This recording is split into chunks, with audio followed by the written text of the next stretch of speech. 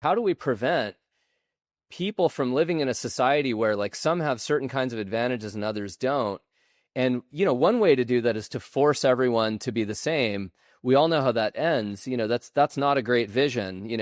As E.O. Wilson said, sort of great theory, wrong species, applies really well to ants, not so much to humans, especially if you're committed to a moral view like you and I are, to allowing the individual to flourish in the way that they see fit. But if you really allow that and you're serious about it, you don't crush dissent, you allow dissent, and you allow even really radical dissent, which is new communities, right? So I'm thinking of, for example, a book I used to teach, Robert Nozick's Anarchy, State, and Utopia. And, his utopia is not one utopia. It's not a Marxist, super state.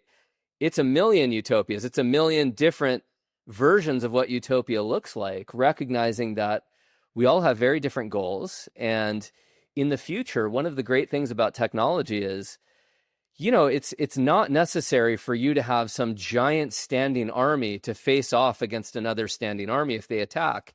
There are going to be technological solutions to that